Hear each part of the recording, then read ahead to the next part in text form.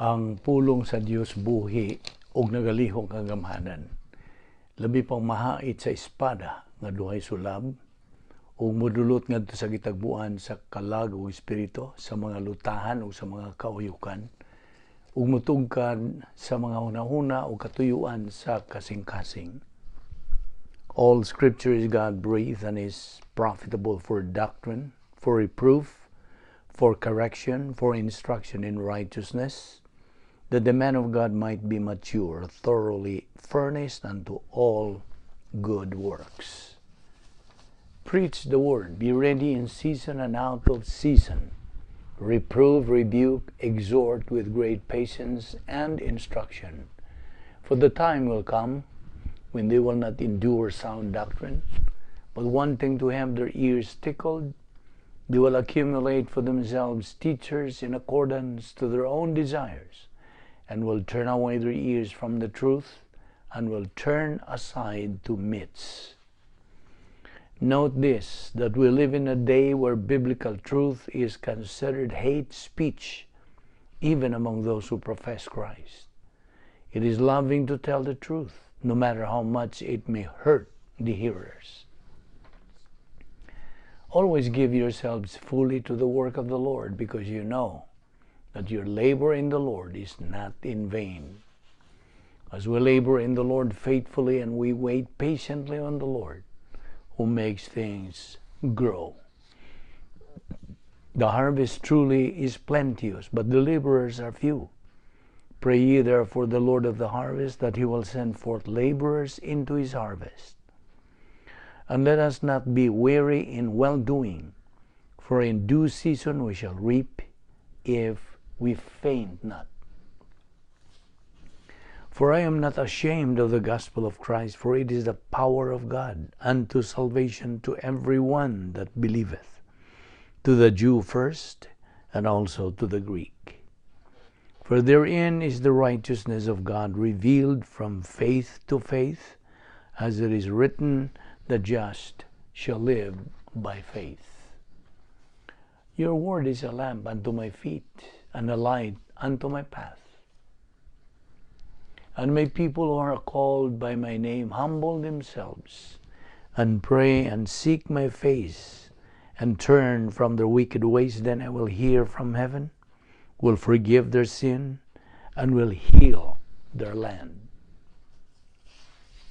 My son, do not forget my teaching, but let your heart keep my commandments. For length of days and years of life and peace they will add to you. How happy are those who hear the word of God and obey it. But be ye doers of the word, not hearers only, deceiving yourselves. Sa dili pa kita sugod sa atong pagtuon sa pulong sa Dios niining adlaw, gidapit ka igsuong magtotoo nga imong gamiton ang prinsipyo sa 1 Juan 1:9 nga ingon sa in English, if we confess our sins, God is faithful and just to forgive us our sins and to cleanse us from all unrighteousness. Human nimo buhata ka na ikaw mapunan sa Espiritu Santo, o andam ka na sa pagpadayon sa pagtuon sa pulong sa Dios. Apanalang kanimo higala nga dili pa Kristohanon, gidapit ka sa paggamit sa imong kabuton, sa paghimo nimong desisyon, sa pagtuo kang Ginoong Hesukristo, ingon nga imong personal nga manluluwas. Aron ikaw maluwas o nga ikaw makasalmot usab din nga atong Bible study ubo sa Balbido Evangelistic Ministry. Busa sa hilom, sa di pa kita magsugod, magampo kita.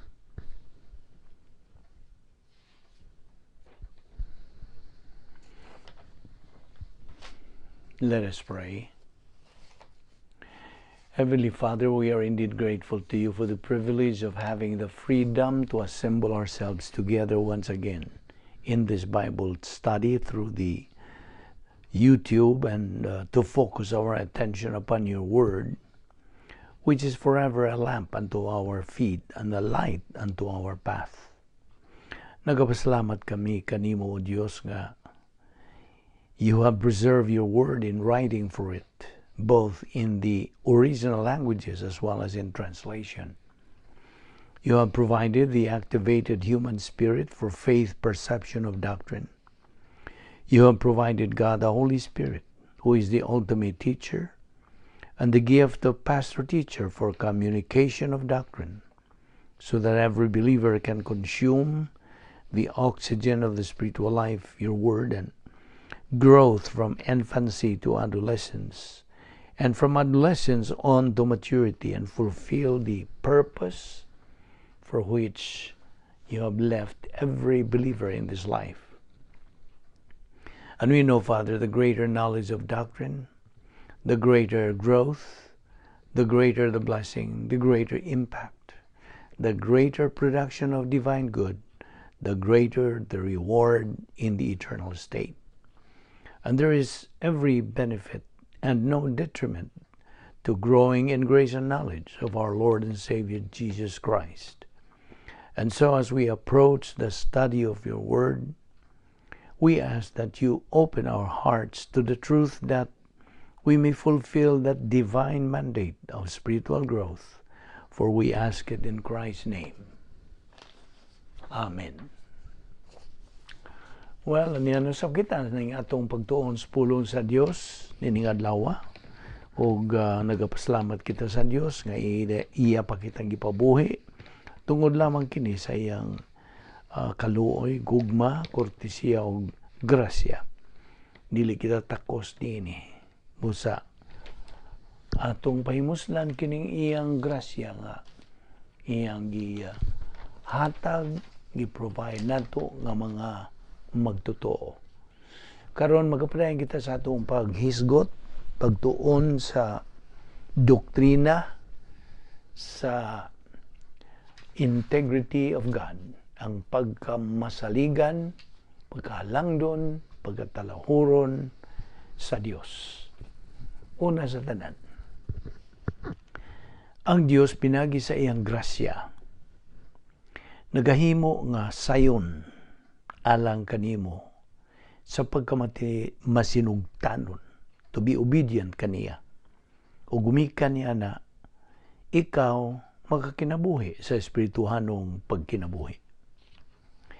Gihatagan ka gahom sa Espiritu Santo, ang maurang mata nga gahom nga nakapalahutay kang Ginoong Hesukristo sa pagpabilin dito sa krus, samtang iyang gisagubang kadtong mabangis ug way puangod nga pagsakit kaniya tungod sa matag sala sa tibuok nga kasaysayan sa tao. Si Jesucristo mibungat sa pag-ingon og isangon ang akong yugo ug sundan ninyo ako, kay malumo ako og mapaubsanon sa espiritu ug makapahulay kamo. Sayon ang yugo nga akong isangon kaninyo o gaan ang ipapasan ko kaninyo. Mateo 11:29 ug 30. Sa in English, learn of me, because I am meek and lowly in heart, and you shall find rest for your souls. My yoke is easy, and my burden is light. Now, si Jesucristo, nagasulti kaninyo niini. Ana ako'y pagpaubos. Kinabubuton kong ihikaw ko ang akong kaugalingon. I was willing to deprive myself of my deity. Ihikaw ko ang akong kaugalingon sa akong pagkadiyos ug ang akong pagkahimong tao. Katuni gikan kanako ang pagpaubos ug ang pagkamasinugtanon ug masayon ra ang kinabuhing espirituhanon. Ang personal mong gugma alang sa Dios nga Amahan mao'y nagapadasig sa imong pagkamasinugtanon ngadto kaniya. Ang labing tinuon, kung wa kay gugma ngadto sa Dios, di gyud kang magmasinugtanon ngadto kaniya. Ug niya pa, Di gyud kang makahigugma kaniya kung wa kang kailan niya. Gusto? Unsa man nimo pahigugma sa usa ka binuhat nga wa nimo ilhi. Wa ka kailan niya. Di gyud. Og imo lamang siyang mailhan pinagi sa matag adlaw mo nga pagtuon sa pulong sa Dios. Nagsabot ka? Adlaw-adlaw nga pagtuon sa iyang pulong. Ang matang Kristohanon may katungdanan sa pagkat-on sa doktrina sa Biblia, Bible doctrine, o sa pagkabot sa gipahimutang sa Dios nga tuyo ug tumong nga mao ang pagtubo sa Kristohanon ngadto sa espirituhanon nga pagkahamtong o nga iyang mahimaya ang Dios sa pagkakabot na niya. Now, diha sa Juan 14:23-24, si Jesus miingon, kung imo akong gihigugma, tumanon nimo ang akong mga sugo. Siya nga wala mahigugma kanako, dili mo tuman sa akong mga pulong. Dayag og tin-aw gyud kang gisultihan sa Dios nga kung wa ka mahigugma kaniya, di gyud ka mutuman kaniya. Ang personal mong gugma ngadto sa Dios mao'y magdasig, motivator sa imong pagkinabuhi sa espirituhanong kinabuhi.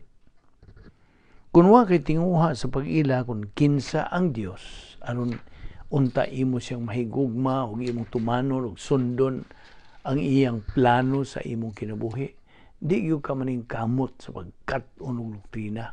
Ug mao nga wa gyud kay laing pagadangatan kundili ang tumang kapakyasan. Ang Panginoon higala, ani ay usa ka pagpatinaw kanimo, paminaw ug maayo niini. Bisan og wa gyud kay nahibaw-an og nakatunang doktrina sa Biblia, apan imong gituhuan si Kristo ingon nga imong manluluwas, moadto ka sa langit. Yes, mahilangit ka higala. Apan naalay dakong apan diha. Paminaw ni. Subo lang una-unaon nga nasipyat ka sa pag-angkon niya mga mabulokon, labihas kadagko o kadaghang mga panalangin nga giandam sa Dios alang unta kanimo kung nakakabot ka pa sa pagkahamtong nga Kristohanon, both dinhi sa yuta ingon man dito sa langit. Panalanginan ka sa Dios kung magmatinumanon ka sa iyang pulong. Now, okay, the only way for us to be able to see spiritual things, to make spiritual things real to our life is pinagi lamang sa pagsangkap sa pulong sa Diyos. That is why ang mga natural men, mga dili magtotoo, gitawag og spiritually blind. Huwag yung katakos nga makakita sa mga espiritual nga mga butang nga may kalabutan sa Dios. We cannot discover God's character or personality. Ug tungod niya na, gihatag sa Dios ang duha ka pamaagi. Ato nang nasayran nga ang Dios mihatag sa Espiritu Santo alang sa dili magtotoo, an unbeliever, aron kining dili magtotoo makasabot bahin og kaluwasan.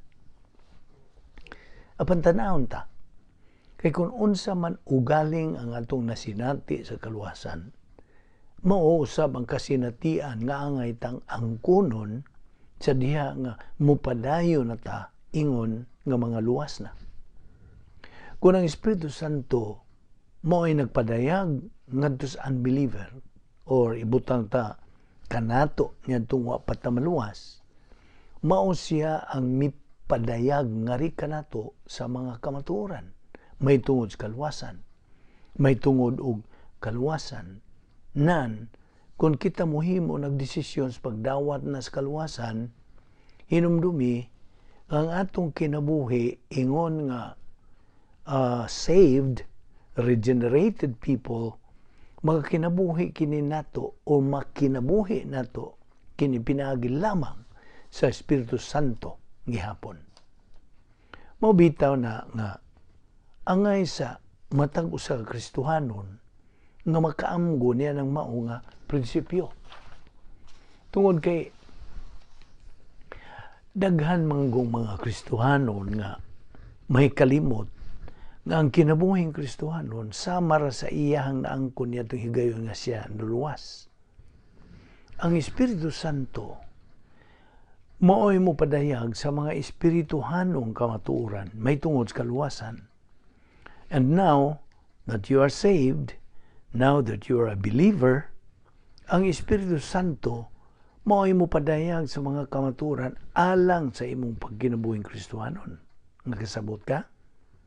So, antong masabtan dinhi nga kining mga pulong sa Dios alang sa usa ka Kristohanon. Now, we are moving forward din sa kinabuhing Kristohanon na.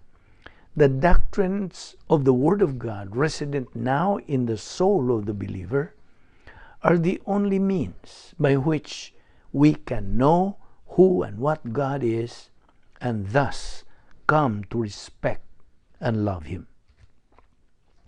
May nungdanon pagayo kining mao nga prinsipyo, hingala. Tungod, kay walay laing paagi nga atong maangkon ang eksakto o insakto nga relasyon ngadto sa Dios gawa sa ato ang pagkat-on may tungod sa Dios. That is the reason why ang usa ka dili magtutuo, an unbeliever, sa higayon nga mohimo siyang desisyon sa pagdawat kang Ginoong Jesucristo ingon nga iyang manluluwas, siya ipakataw pag-usab. He is born again. Sanglit, kay ipakataw ka pag-usab, nga hatagan ka na niya ng bahin diin, may kalabutan na sa pagsabot, pagkat-on sa mga pagsangkap sa Dios, alang sa matag usa ka magtutuo. So, sa ato nagitunan, nga inikaluwas sa dili magtutuo, mausab diha dayon ang iyang kahimtang. Kaniadto, sa wa pa siya maluwas, ang iyang kahimtang mao, nga siya buhi sa iyang lawas sa patay spiritual. So in English, he is physically alive but spiritually what? Dead. Karon, yan ang higayon nga mohimo siya positibong desisyon sa pagtuo ni Ginoong Jesucristo ingon nga iyang manluluwas. Ang iyang kahimtang will instantaneously change. Now he becomes both physically alive and spiritually alive. Okay. Balik ragod ta niya itong wa pamaluwas ang tao. Ang dili magtotoo, an unbeliever, is otherwise called o natural man.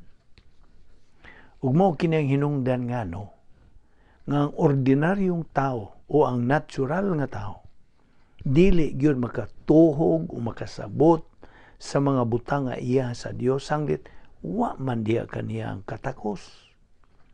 Ug mao kini ang kahimtang sa usa ka natural nga tao. Doon na siya kinabuhing physical, apan wa siya katakos sa mga spiritual nga mga butang, wala. Ug ang resulta niini, daghang mga tao karon ang mag-iimbintog ilang kaugalingon, mag-imbintog mga tawhanon nga mga pagi.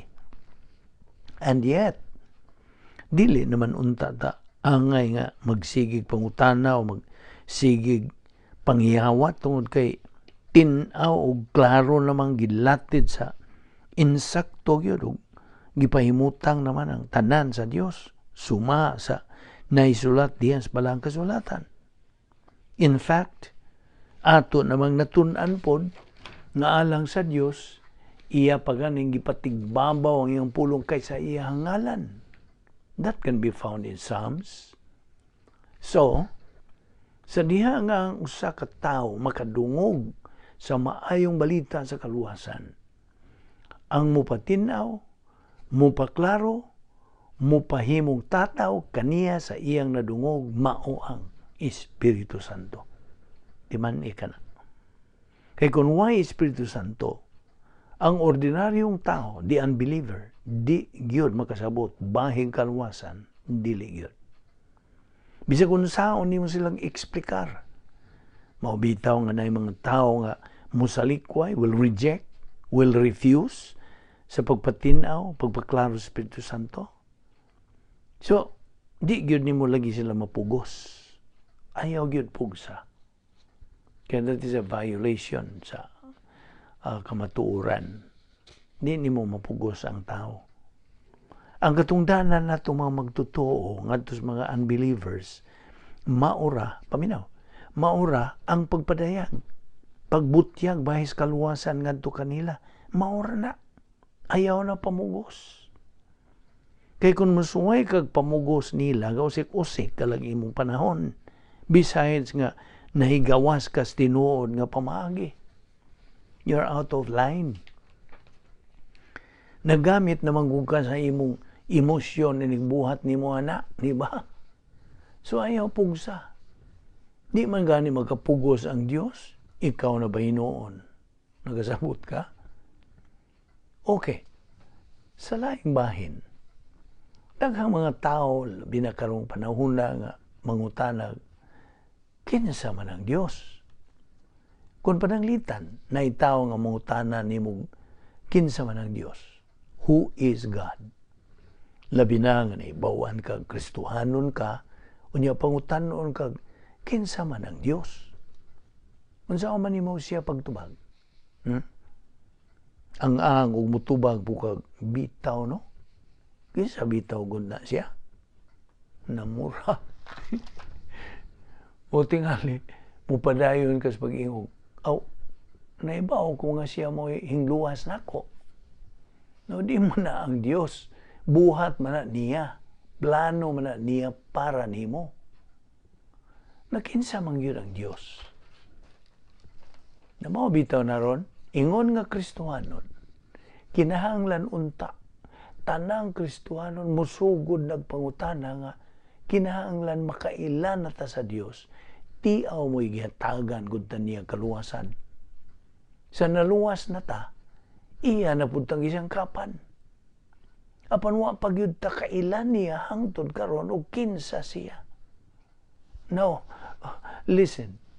We must realize, first of all, that everything God does or sponsors comes from His essence. Gikan siyang kinaiya. That means, kinsa ug unsa siya, who and what He is. Ang tanan nga gibuhat sa Dios, inumdumi. Remember that, kaya nga ato rabang nailhan sa Dios, mao nga siya, labaw makagagahom, hingpit, perfect, apan anarakutob.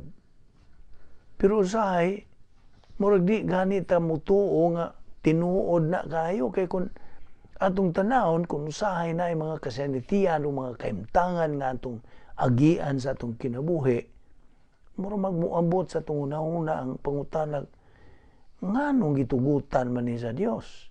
So, that means wag yun di ay kakailan sa Dios. Di ba? Mao nga sa matag hitabo, muso dayon sa mong una-una sa pagpangutana, o nga no maning gitugutan man ni sa Dios. Ingon na bang mga pangutanaha ba? Naklaro ka diha nga kuwang ka pa sa imong pag-ila sa Dios, di ba? O pag yun mo siya mailhi.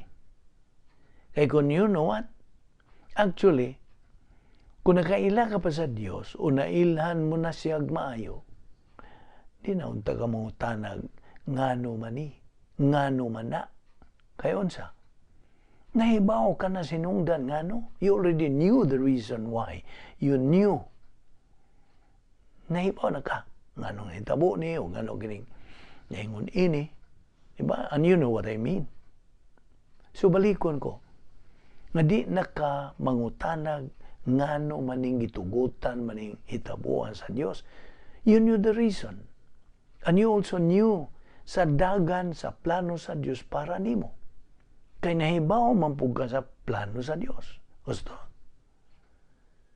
Kay ug yung kakailan sa Dios, mao na usahay mura pagyug kag naa kay mga pangutana sa manana.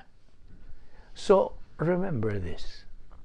Ang tanang mga hitabo, ang tanang mga pagsangkap, ang tanang gihimo sa Dios, tanan nga giagian ninyo, Matod pa ni Apostol Pablo, quote unquote, ang tanan ninyong gisuffer nga mabasa diha sa Galacia, ang tanan nga inyong nasinati sa inyong pagkinabuhi gikan sa inyong pagkaluwas hangtod karon hinumdumi. Resulta kana tanan sa pagka-Diyos sa Dios. Now,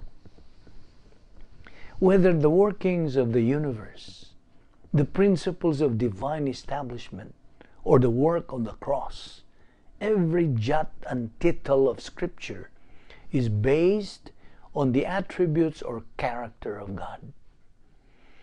Kining tanan, ang pagmugna nining universo, ang pagmugna sa tanan, kining pulong sa Dios, ang mga gipahimutang sa Dios nga dagan sa kasaysayan.